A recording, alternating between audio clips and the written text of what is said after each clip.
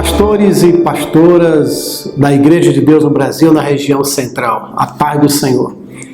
Sejam todos bem-vindos para esse primeiro evento produzido pela Supervisão Regional a fim de atender uma demanda do contexto atual de nossos líderes e pastores que estão espalhados por toda a nossa região. Este é um programa do Departamento de Cuidados Pastorais que tem por diretor neste momento o Bispo Clodoaldo Xavier, que também é pastor da Igreja de Deus em Formosa e supervisor do distrito que leva o mesmo nome. Também temos a participação nesse primeiro encontro da pastora Isvanilza Siqueira, que é a nossa presidente da Comissão Permanente de Restauração Ministerial, que também vai estar participando dessa primeira live. Nosso agradecimento a você que tirou esse tempo para participar conosco dessas duas primeiras palestras. Esperamos que ela venha enriquecer a tua vida, venha abençoar a tua vida, o teu ministério. E lembrando que é o primeiro programa, teremos outros ainda de cuidados pastorais, e dizer também que o escritório regional está à sua disposição para aquilo que você de nós necessitar. Eu gostaria de deixar um versículo da Bíblia para meditação e reflexão de todos, que se encontra na Epístola aos Hebreus, no capítulo 13, o verso 20 e 21, que diz assim: Ora, o Deus da paz, que tornou a trazer dentre os mortos a Jesus, nosso Senhor, o grande pastor das ovelhas, pelo sangue da eterna aliança, vos aperfeiçoe em todo bem para cumprirdes a sua vontade, operando em vós o que é agradável diante dele, por Jesus Cristo, a quem seja a glória para todos sempre. Amém. Estamos vivendo um momento difícil, entretanto temos um grande pastor que está a nos pastorear, o nosso Senhor Jesus. Tenha fé, tenha ânimo, seja corajoso, levante a tua cabeça, não deixe de praticar as coisas espirituais, tenha fé em Deus, porque a Bíblia diz que o justo viverá pela fé. Então fiquemos agora com duas palestras que estarão sendo desenvolvidas pela pastora Isvanilza Siqueira e logo em seguida pelo Bispo Clodoaldo Xavier, que vai estar encerrando, ok? Deus abençoe a todos e que a bênção do Senhor seja sobre a tua vida e o teu lar, em nome de Jesus. Amém.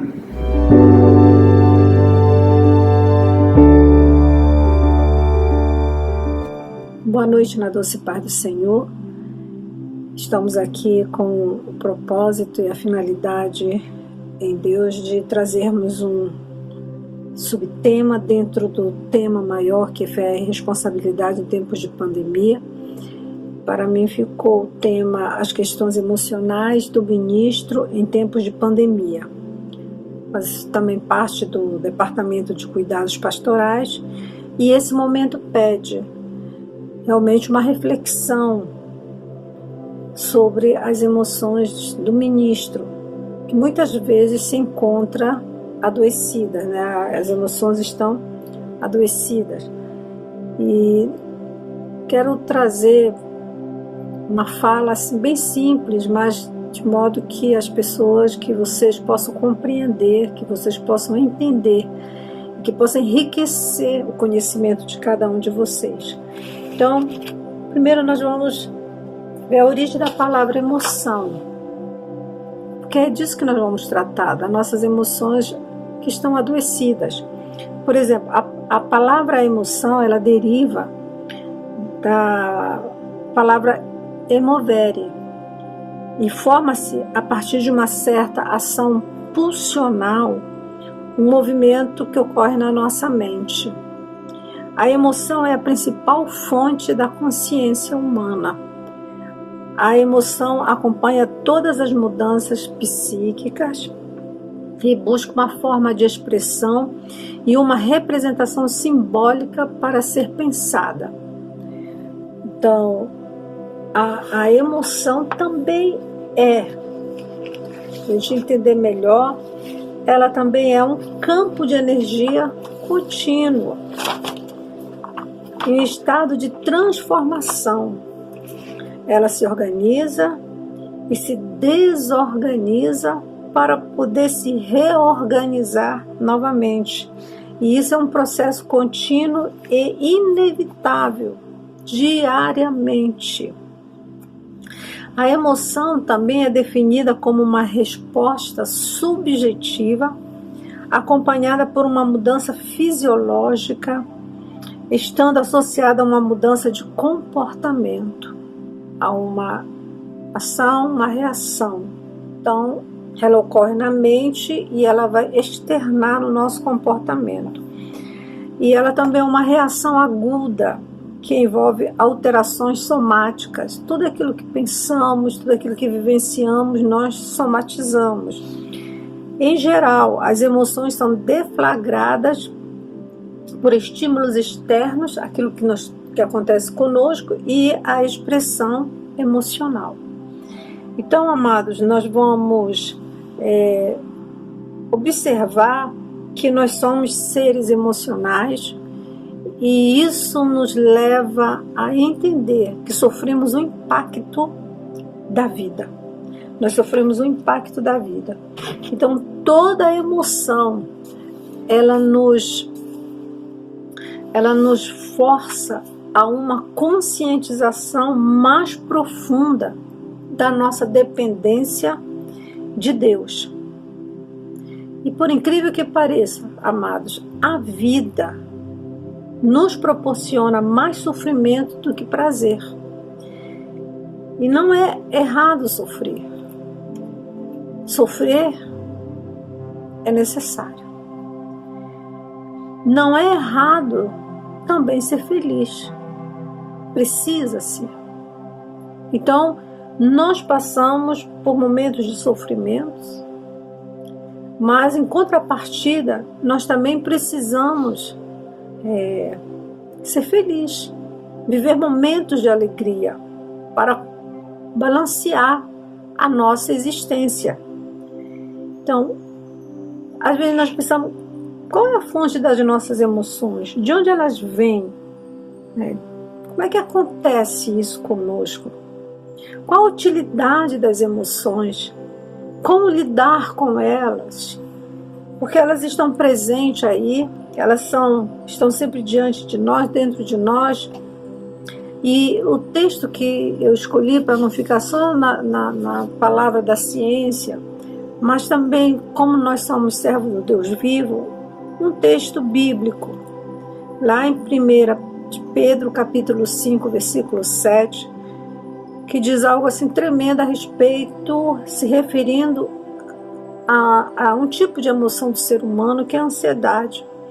Lançando sobre ele, sobre quem? Sobre o Senhor, sobre Jesus, toda a vossa ansiedade, porque Ele tem cuidado de vós.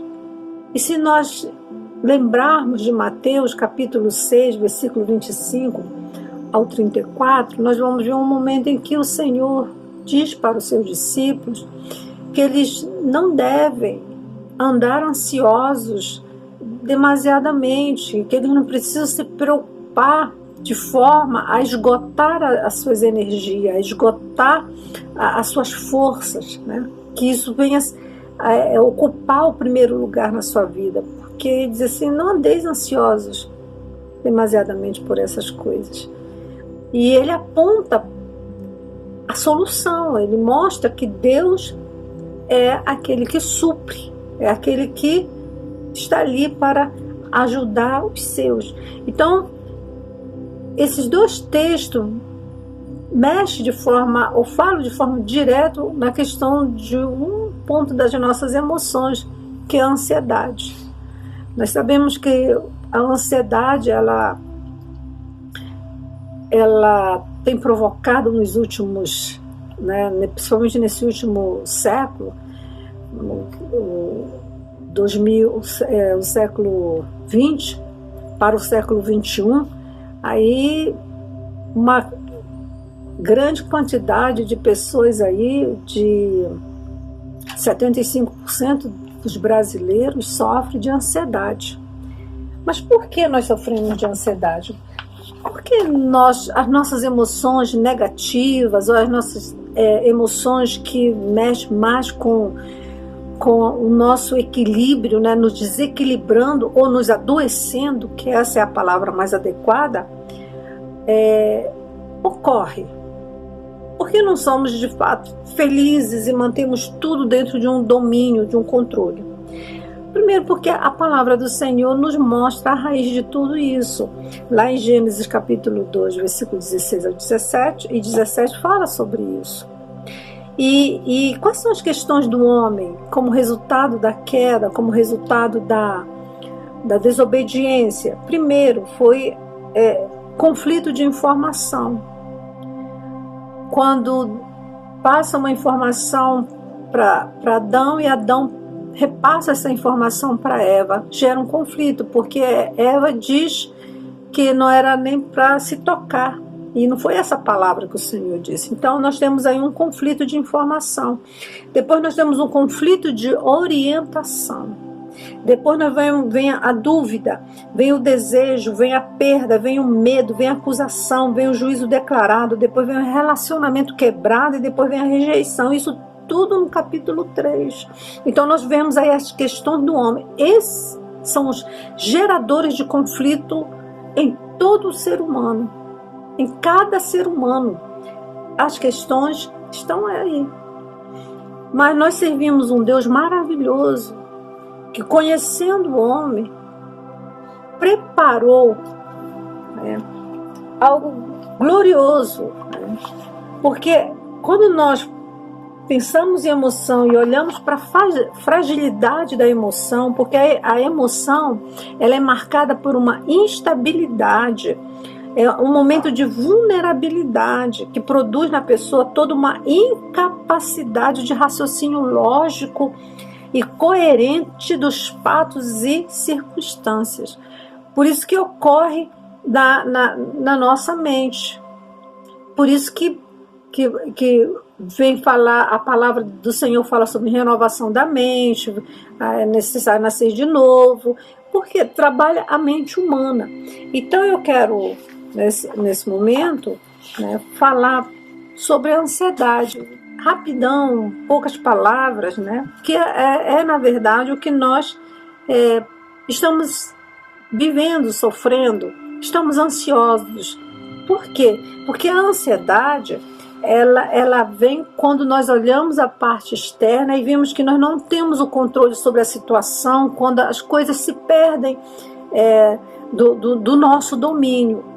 E essa pandemia, nós não temos controle, nós não sabemos o que vai acontecer com a nossa família, nós não sabemos o que vai acontecer conosco, nós não sabemos o que vai acontecer com as pessoas, com os nossos amigos, com nossos colegas de ministério, e de repente nós estamos aí olhando um quadro de perdas assustador, e isso vai gerando uma ansiedade, porque nós não sabemos o que é que vai ser amanhã, então isso gera uma preocupação. Então, amados, a ansiedade ela tira a nossa paz, ela rouba a nossa paz, ela rouba a nossa esperança, ela rouba a nossa tranquilidade, ela rouba a nossa segurança. Então, quando o Senhor diz, o Espírito Santo iluminando Pedro, ou direcionando Pedro, ou capacitando Pedro, ou enchendo Pedro da sua visão maior, ele diz que nós devemos lançar sobre o Senhor a nossa ansiedade, porque Ele cuida de nós. Por isso que Jesus disse que veio trazer a sua paz, a paz para nós, a paz do Senhor. Então nós precisamos olhar para Cristo. Nós não podemos focar nessa situação que está aí.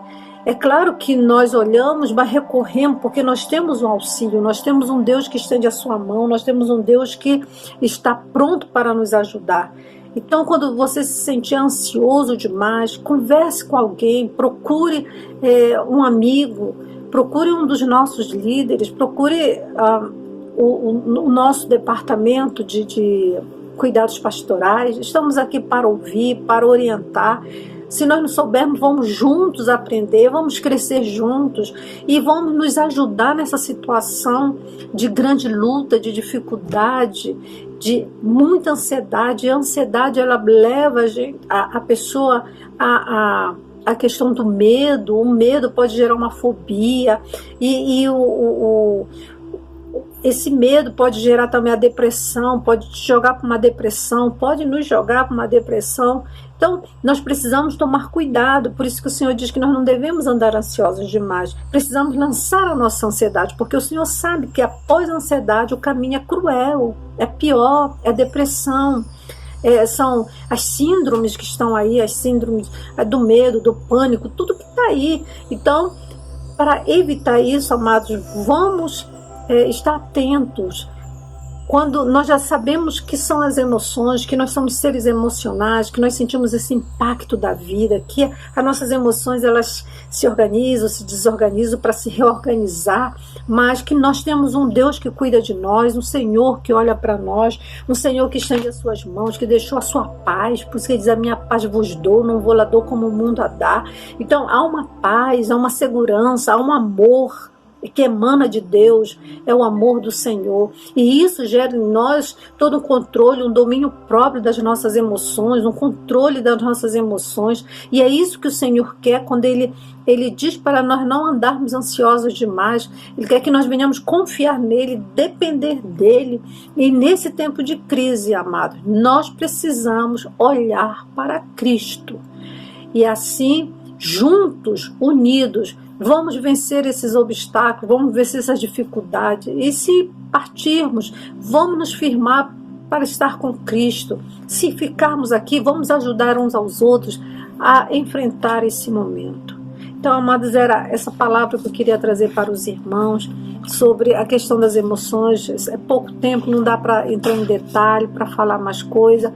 Fica para as próximas oportunidades. O que nós queremos deixar para vocês é a esperança.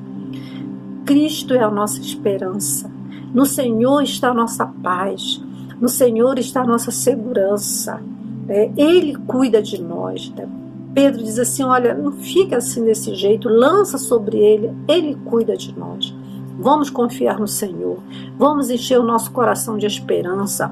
Vamos nos regozijar no Senhor, apesar das dificuldades, porque nele é a nossa verdadeira vitória e dele vem a nossa segurança em tempos de conflitos e em tempos de aflições. Que Deus te abençoe, que Deus esteja na tua vida, na tua família, te guardando, guardando a todos nós, e que nós possamos lembrar com muito carinho que nosso Deus é fiel. Que Deus te abençoe, se sinta abraçado. Precisamos, estamos aqui em nome de Jesus. Amém? Glória a Deus. Eu saúdo a todos com a graça e a paz do Senhor Jesus. É uma alegria estarmos aqui juntos, interagindo nesse momento, na presença do Senhor. Muito feliz de estar contribuindo com o ministério. Meus queridos, quero pedir que nós continuemos a levantar as nossas igrejas em oração pela nossa liderança nacional. Vamos orar pelo Bispo Divino Eterno, Conselho Nacional, e também pela nossa liderança regional, nossos supervisores regionais, em especial o nosso supervisor aqui do DF, o Bispo Pedro Gomes e a sua família. Estamos orando, intercedendo ao Senhor, o Conselho Regional também, porque esses homens e mulheres têm uma incumbência, têm uma responsabilidade grande nesse momento tão atípico e tão difícil. Então vamos estar orando, intercedendo, colocando as suas vidas e das suas famílias diante do Senhor. Por orientação do nosso supervisor regional, o Bispo Pedro Gomes, tem sido priorizado o atendimento aos ministros que têm passado dificuldades, quer seja de ordem espiritual, emocional, psicológica ou material. O Departamento de Cuidados Pastorais tem atendido vários ministros e está à disposição para todos que nos procurem ou que tenhamos conhecimento da necessidade de alguém. Se você tem conhecimento de algum colega de ministério que está passando alguma necessidade, então nos procure, nos avise para que nós possamos estar dando assistência, tá bom? Também eu quero fazer uma pergunta nessa noite para os nossos corações.